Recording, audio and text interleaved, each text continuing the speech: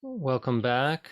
My name is Bradley Narragon. This is Taurus Suns Stereotypes and the Planetary Nodes, an ongoing series where we're exploring stereotypes of the sun sign and how we actually see those in the planetary nodes.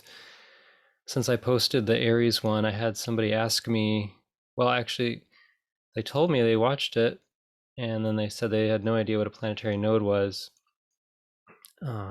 So real briefly, basically, if you know what the lunar nodes are, let's just say you don't, but there's this plane that the Earth makes by going around the sun, solar plane, and then the moon kind of dips below that, and then it dips above it, and those points are opposite. And when it's crosses it and goes up above it, that's the north node, and then it's north of the plane, and then on the other side of its orbit, when it crosses and goes below, that's the south node. And the south nodes correlate to the past, and the north node correlates to what we're evolving towards, or the future. So in evolutionary astrology, if you take the moon as an example, in this case, you've got a south node of the moon, you've got a natal moon, and you've got a north node of the moon, and this represents a trinity, past, present, and future. The same is true for all the planets, except the sun, which is not a planet, it's a star, and it doesn't have nodes. But all the planets, like Mercury, Venus, Mars, Jupiter, Saturn, the asteroids, they all have a south node and a north node. Now, if you were looking at the solar system from the sun's point of view, all the nodes are on opposite sides of their orbit. But we are on Earth, we are not on the sun. And so when you're on the sun, you would call that the heliocentric viewpoint. And from Earth's point of view, that's the geocentric viewpoint. So we call these the geocentric planetary nodes. And the heliocentric planetary nodes basically are always in the same spot. They move super, super slow. The geocentric planetary nodes, we see them move because we're moving around our orbit, right? So that's just a little bit of a nutshell about that. When I first got into this, I made a little pamphlet,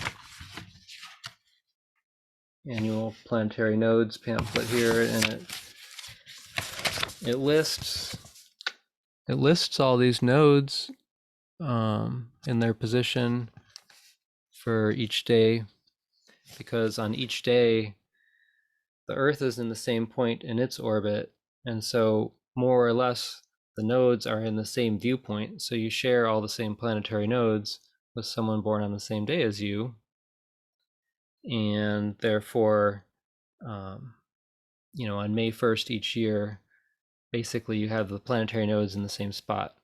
If we went, 300 years into the future, that would be a little different. They would have moved, but they, like I said, they move really slow. So, so for picking a median age for everyone alive on the planet, you're going to be within a degree, basically, and you can do something like use a pamphlet here. I've got a ton of these things, and I put a link below here.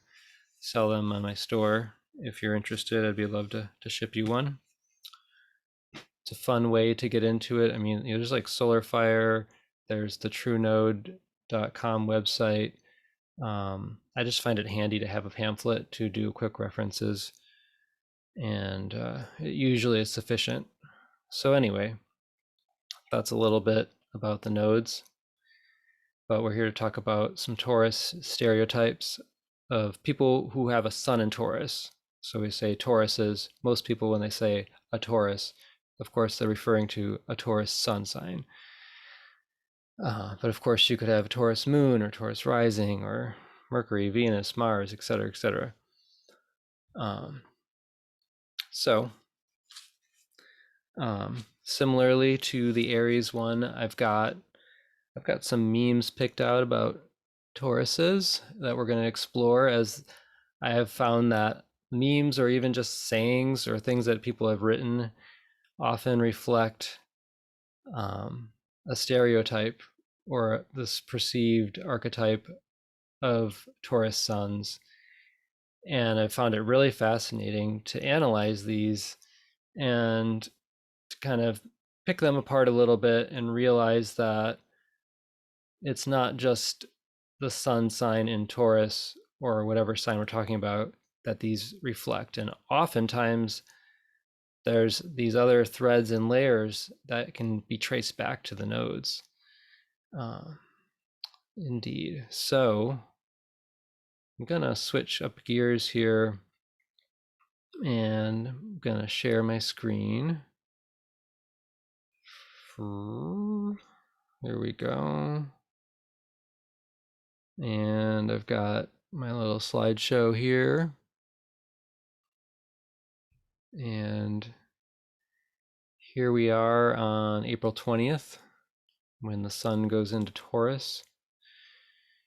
Here's the node positions for this moment in time. And I want to point out that when the sun first goes into Taurus, if you look up here, we've got the south node of Mars and Uranus are in this conjunction in Sagittarius. I was just telling a friend who's an early Taurus sun. This happens like twice a year, with the south node of Mars and Uranus are in a conjunction, and it's in the sign of Sagittarius. And I was, in a larger sense, this is really like you've got Mars, you've got desire, you've got Uranus, you've got freedom, right? So they're both south nodes. So what we're talking about here is people who in their past had a strong desire to be free, right? And relative to being in the sign of Sagittarius, freedom of religion, freedom of, finding their own path, right? This alone here is kind of a classic signature for, say, someone who would have traveled far, maybe like across an ocean to another continent or another country or another land in seek of freedom to live their life in a natural way, in a way that's natural to them. So if you think about a lot of the movement from Europe to North America and the whole concept of the search for moving for religious freedom, this signature very much fits that. But it goes much more beyond that, and we'll also be looking at, say, kind of have to understand where the person's at and how much they are trying to free themselves from what we could call the norms of the society that they're born in. If it's someone who's been really,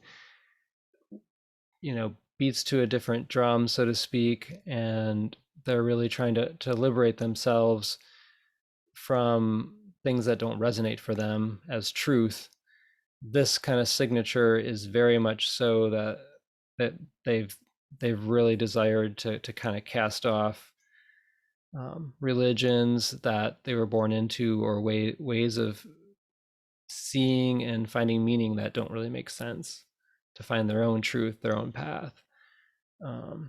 It's also very, like, it's a strong kind of like freedom fighter signature when you ever have Mars and Uranus together. So I just wanted to point that out. That's our early Taurus suns. And I'm going to start moving ahead now, and you can see that little conjunction moves away pretty quick. So really just like the first 5 days of Taurus have that signature strong.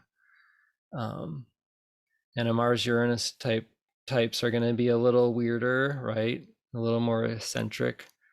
So I wanted to point that out before we get into some of the other parts. Now, if you look, when we start at this, we've got all 3 of the north nodes of our personal planets here are in Taurus. There's This is the north node of Mercury. That's the north node of Venus. Here's our north node of Mars. They're all in Taurus. So since most people share these outer planet nodes, all these south nodes over here, for the most part, these don't change that much, as you'll learn through the series here. You know, the nodes of Uranus are always going to be the north nodes in Gemini and the south nodes in Sag. So when we really get into this, and the reason I'm focusing a lot on the inner planet nodes and when they contact the outer planet nodes, is those are the ones we can at first really connect with. The deeper you get into all this stuff, I'm sure that you can begin to connect to all your planetary nodes. But there's layers of significance, or if you get too much into the nitty gritty, you can get lost in the weeds and lose the big picture. So the personal planets, Venus, Mars, Mercury, those nodes, and of course the lunar nodes of the moon, those are the ones that are really going to be ones that should be things that you can connect with pretty easily and see and see why I'm focusing on them. So real quick here, south node of Venus, it's either going to be for Taurus Suns, it's going to be in Pisces, or it's going to move, here we go, May 5th, then it's in Aries. So from May 5th to the end of Taurus, we've got a south node of Venus in Aries. Before that, it's in Pisces. Let's backtrack again to the start here. There we go. So south node of Mercury, we can see that starts in Aries, and moving ahead, that south node of Mercury pretty quickly, you know, sometime on the 28th-ish, by the 29th, it's well into the sign of Taurus. One other thing that I wanted to point out before we get into some of these stereotypes and how we can see them in these planetary node positions or not, is, so we're going to start again. We're going to go back to April 20th here. And I'm just going to go all the way through till May 19th. And what I want you to do is, I want to have you watch the south node of Mercury here and watch the north node of Mercury here and the north node of Mars. Watch these three as we go through the Taurus Sun transit.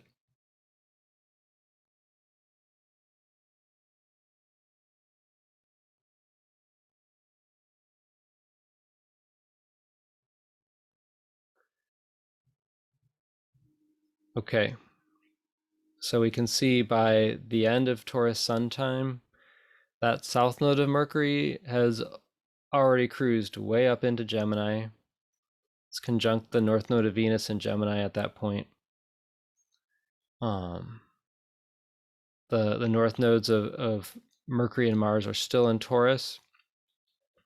So just basically to recap, that south node of Mercury, went from here all the way through here, you know, with just the sun in Taurus. It's moving really fast. And that north node of Mercury didn't really go that far, did it? You know, it's still in the same sign. And I was actually going to do an illustration of this that I have, and I didn't have it ready, but that's okay. But basically,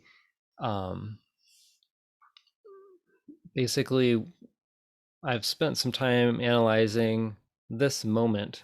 Let's go back here. There. This is this day right here, May 9th. The sun is actually at the same degree as all of this triple conjunction, south node of Mercury, the north node of Mercury, the north node of Mars, the sun's right here. and the south node of Mars is in Scorpio, opposite that. And that's the only other thing to really point out as far as Taurus Suns are either going to have that south node of Mars in Sag, or it's going to be in Scorpio. In fact, let's just go back now and look. Boom. Okay, so right about halfway through May 4th, May 5th, it goes back into Scorpio. So we've kind of got a 50-50 split there. Same as with the south node, right when the south node of Venus shifts into Aries. It's actually kind of interesting because south node of Venus goes into Aries right when the south node of Mars goes into Scorpio. You could kind of say that the second half of Tauruses maybe are a little more intense with those signatures. But jumping back here to this day with this big conjunction that builds up, the question is, how do you interpret when the south node and the north node of Mercury are in a conjunction in the same spot? And the way to figure that out is what I was just showing you, is how fast the south node of Mercury is moving. That's south node of Mercury is the one that was way over here in Aries and ended up way over here. That one's moving so fast because if you can for just a second imagine the Earth in its orbit around the sun, and then inside of that orbit is closer to the sun is Mercury's orbit, right? And so on this day, the nodes of Mercury and the sun are all lined up, and we see them all in Taurus. But one of those nodes of Mercury is between Earth and the sun, and then the other node is opposite on the other side of the sun. But they're all in a lineup. Does that make sense? If that sort of makes sense verbally without a visual. Sorry, there's no visual there. But the point is that south node is the one that's moving really fast, and it's between us and the sun. And then the north node is the one on the far side. And so that's really the key to distinguishing this difference. And in a nutshell, what that means is, it means that, especially as Mercury correlates to communication and the mind and the thoughts, that the inner track is, it's kind of like the yin side, the Virgo side of Mercury, where the outer side is more of externalized Mercury, a Gemini aspect. And basically it suggests that Taurus Sun folks have had a lot of more of internal mental process around thinking about themselves and their own needs and their own values.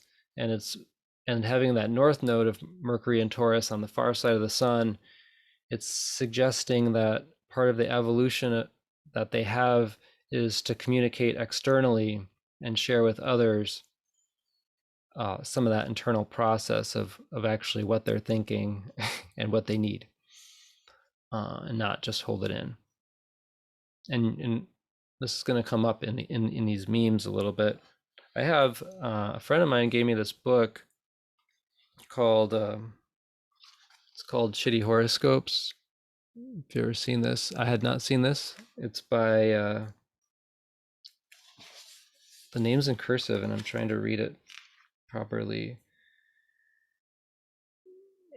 Amrit Brar. Oh my gosh! If you Google the title, you will find the author. So I am sorry, I probably said that. I'm terrible at pronouncing things a lot of times. This book's pretty funny though. And one of the first Taurus pages in here, it says, nobody really knows the nuances of what you get up to in your spare time. And honestly, they're probably better off that way. And immediately I thought of this thing I just told you about with the south node of Mercury and Taurus.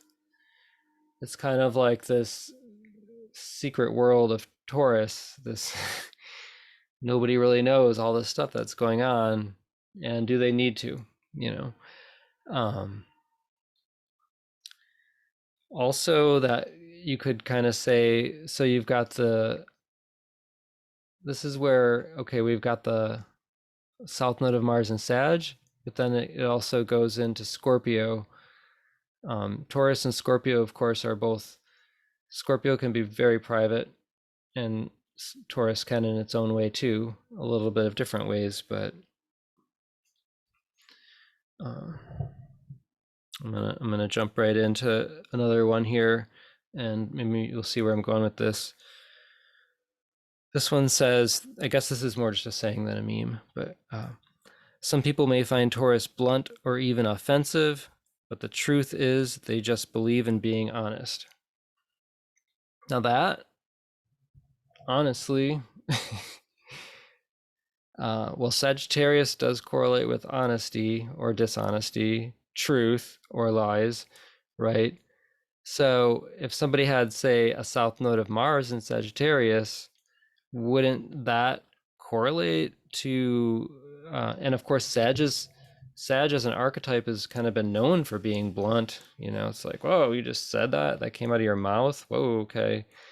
Speak, tell us how you really feel. And so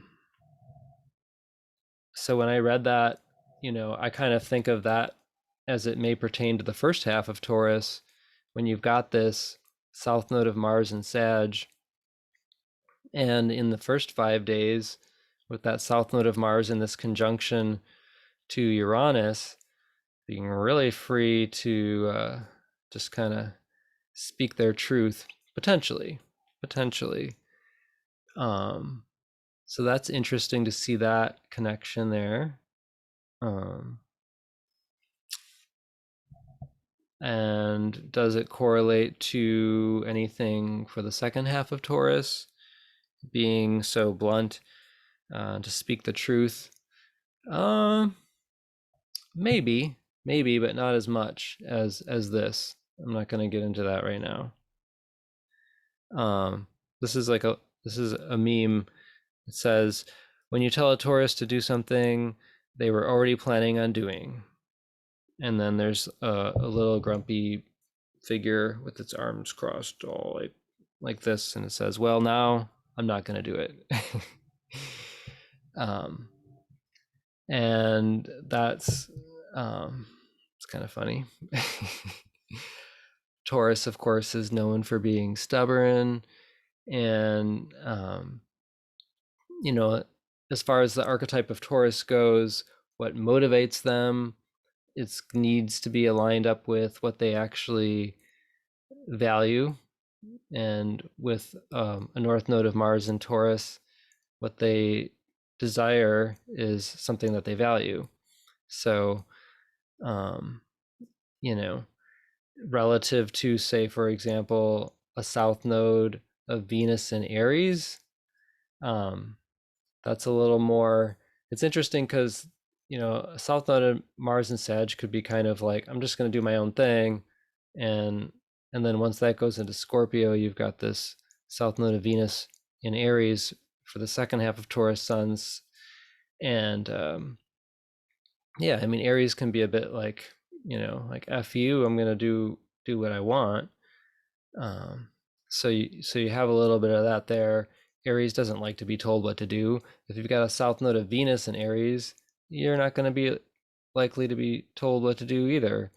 If you've got a Mars Uranus conjunction, you're not going to be wanting to be told what to do. So I think there's a little bit of a flavor of the Taurus stubbornness there, to really need to be motivated from within.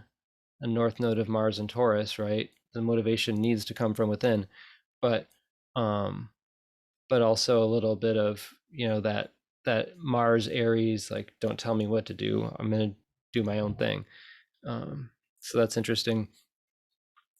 This one says, someone says, you don't need to stay in bed all day, and then Taurus, and then it just shows a dog laying on the couch yawning. So yeah, of course, Taurus Suns have this stereotype of being just uh, lounging, relaxing, lazy, uh, not motivated, or motivated to relax, to be on the couch, to enjoy things. And I would say of all the archetypes, Taurus is the one that slows us down the most. If you have a lot of Taurus, in this case, if you've got the north node of Venus, Mars in Taurus, perhaps you're supposed to slow down a bit, right? So I'm giving the Taurus Suns a little bit like laying on the couch could actually be doing your north nodes here. Maybe you're supposed to just chill a little bit and ground down and kind of get back in your body, especially in today's reality. It's kind of insane sometimes. So yeah, it to not be a Taurus, maybe you can, like, from the outside, maybe not understand that, or it's, sometimes this stereotype is, like something that's criticized about Taurus. But if you look at the symbols, kind of supporting staying on the couch a bit, you know. Just saying. So this one's really interesting. It says level of savage. There's low, medium, and then there's Taurus. And of course, there's the whole like thing about, the Taurus is slow to anger, but when they really get angry, um, I think, that in a lot of ways that that is kind of a pure Taurus archetype. However, just to throw that out there, especially for the second half of Tauruses, if you've got a south node of Venus in Aries and a south node of Mars in Scorpio, you've kind of got this like other like past aspect of self that's a bit more volatile and could be set off. And when it does, it's going to be scary. Mars and Scorpio can be scary. So you've got that. So you once it gets going, So I could see how some of this stereotype also is revealed through these nodes a little bit. This one says, sweet as sugar, hard as ice. Hurt me once, I'll kill you twice. Okay. You know, I how much of that is Taurus? It does sound kind of Scorpio a little bit. Kind of go to the second half of Taurus Suns, May 5th through the 19th on that one a little. Yeah. So it's interesting. It's interesting. This one says Taurus Mentality. I'm good at giving myself pretty much everything I need, so I don't need you.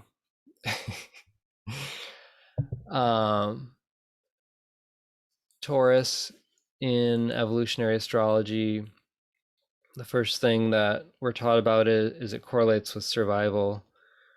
And yeah, we evolved as a species, by surviving through working together often, right? And yet there's this aspect of Taurus, which is self-reliance, self-sufficiency, so depending upon oneself, resourcing oneself. And to have the north nodes of Mercury, Venus, and Mars in Taurus for most of these Taurus suns, reading this phrase like, I'm giving myself everything I need, so I don't need you. I mean, I honestly, I think that's an empowered Taurus sun statement, and it's reflecting that they're really doing these north nodes of, like, I feel this call to be self-sufficient, so it's like you're not entering into relationship out of need. You've already self-fulfilled, so you're coming in then as equals, right? So it doesn't have to just be like, screw you, I don't need you, but it's like first self, then we can enter in as equal without not entering in for someone else to fulfill Taurus's own needs. That's where you're going to get set up for problems. This one for Taurus says being a hopeless romantic with a dirty mind. And I just thought that was funny. I was like, is that a Taurus trait? Hopeless romantic? I mean, what sign in the zodiac is known for being a hopeless romantic?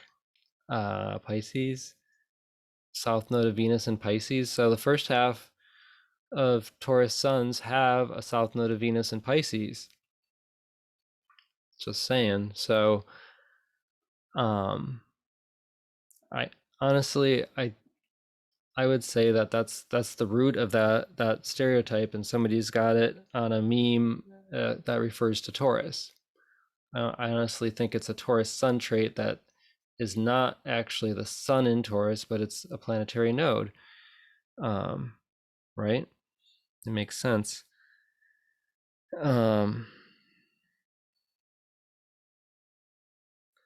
This same one also says being both calm and crazy. That, I mean, I could see a lot of these signatures suggesting, I mean, Taurus, like cool, calm, and collected, suave. If you've got, this is kind of a spazzy signature. If you have this, I mean, it's in the past, but it's kind of below the surface there. Having a south node of Mercury in Aries, that's a little bit of like a little crazy. Or that Mercury goes into Taurus, and then not long after that, the south node of Venus is in Aries. The south node of Mars in Scorpio, there's certain crazy there too.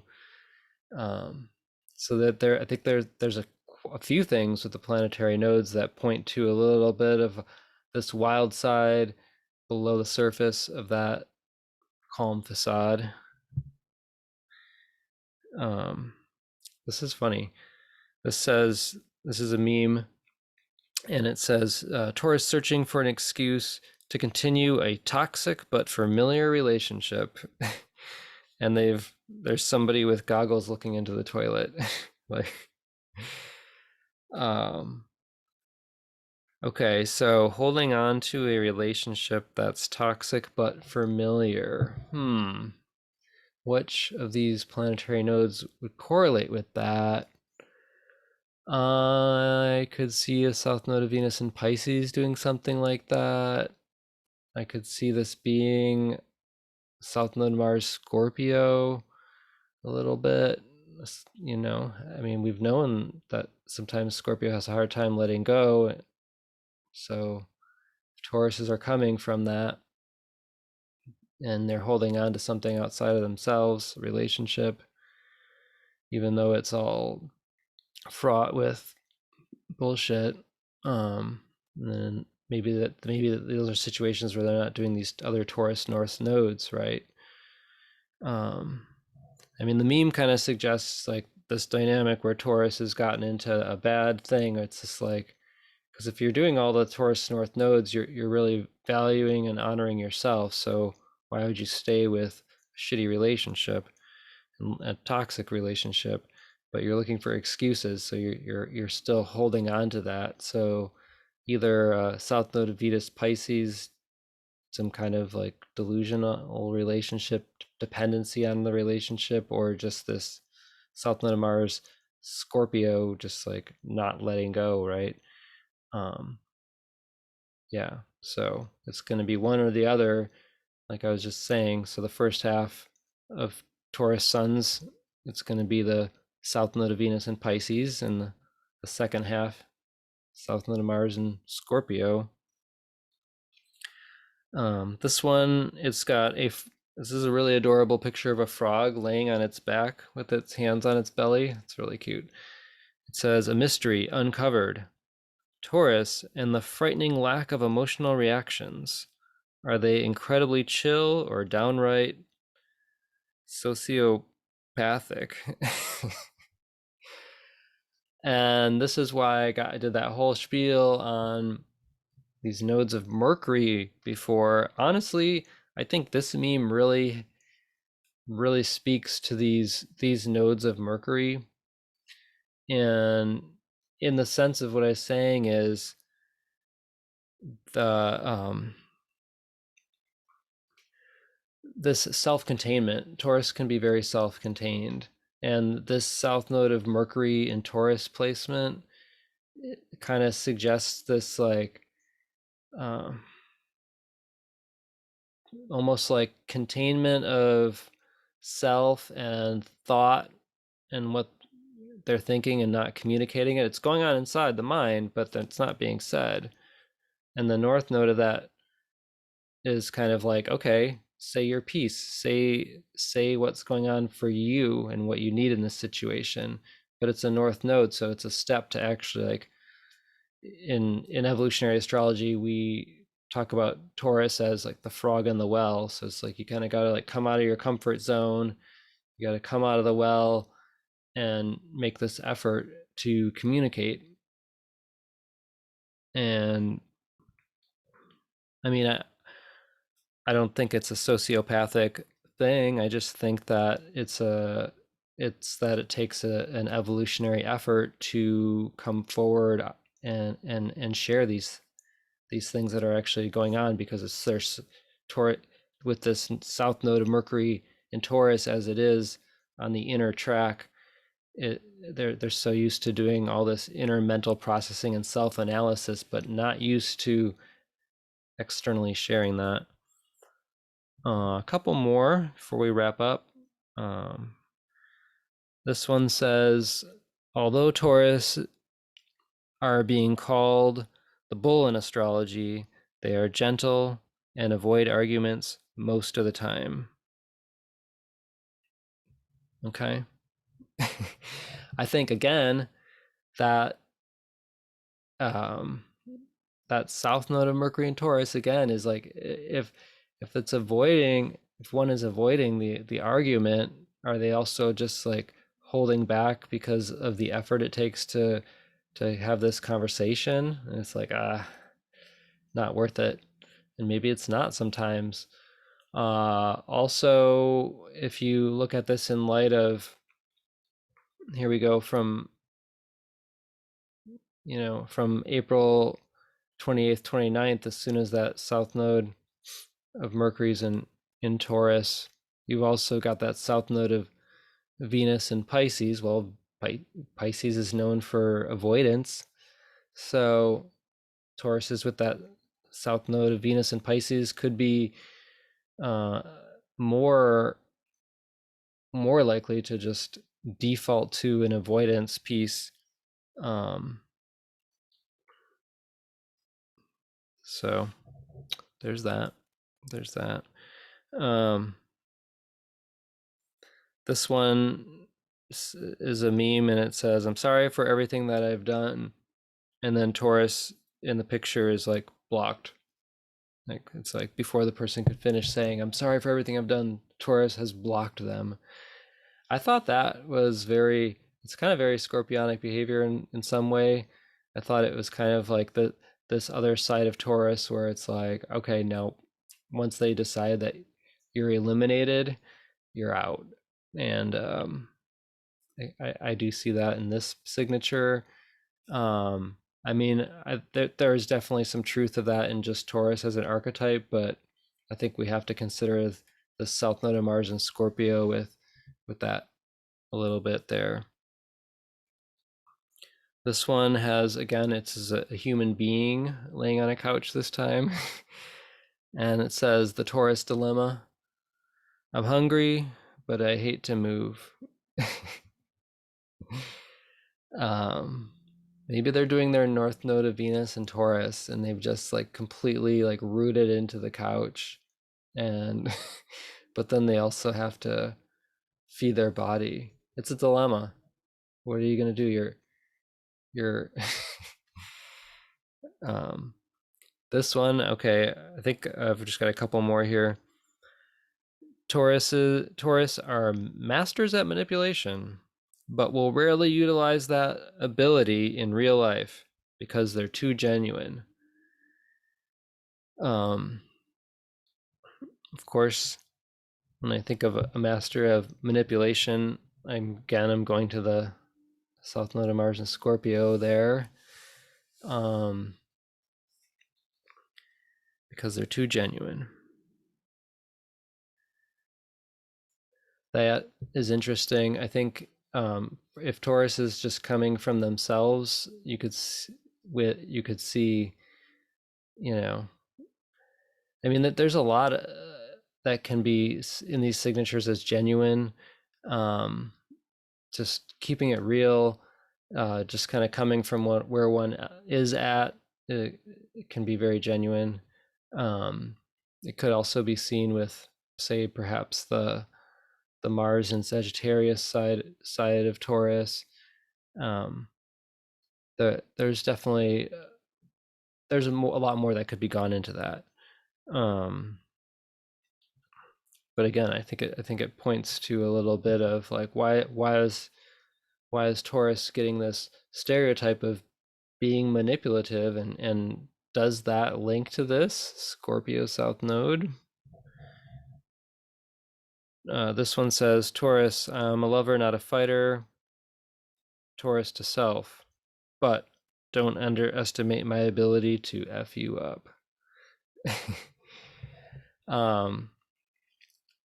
Taurus, of course, like I said, correlates to survival and the survival instinct to protect and defend oneself. That's one thing, yes. And I think if you look at Tauruses born from May 5th to May 19th, if you've got a south node of Venus in Aries and a south node of Mars in Scorpio, yeah, I think it's pretty badass and could F you up if needed.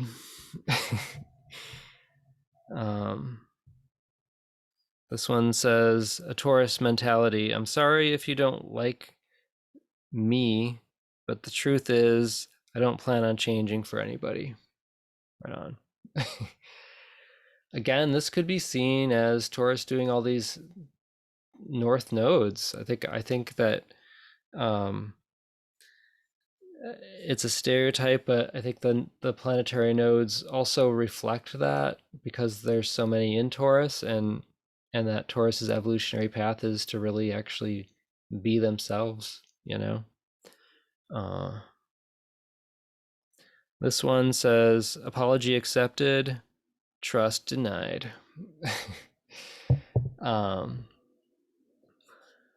There's definitely a piece there of Taurus doesn't really have time and patience to let unnecessary stuff in. Again, if they have the South Node of Scorpio, that trust denial piece is going to have a little more.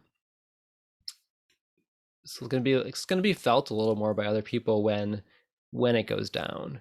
You know, like if you've gotten to the point where a Taurus doesn't trust you anymore, and they're born May 5th to May 19th, it's going to be intense and it's going to be over. So that was what I had for that. And thanks for tuning in again. I hope you found that somewhat interesting and insightful. And up next will be the Gemini one. And like I said, if you want a Planetary Nodes pamphlet, check out the link. And I love it if more people get into the planetary nodes. I think they're super fascinating. And plug them into your own chart, see what house they fall in, see what planets they're conjunct, etc. Good times. So, here we go. I am going to end this now. So I hope you're well. Take care.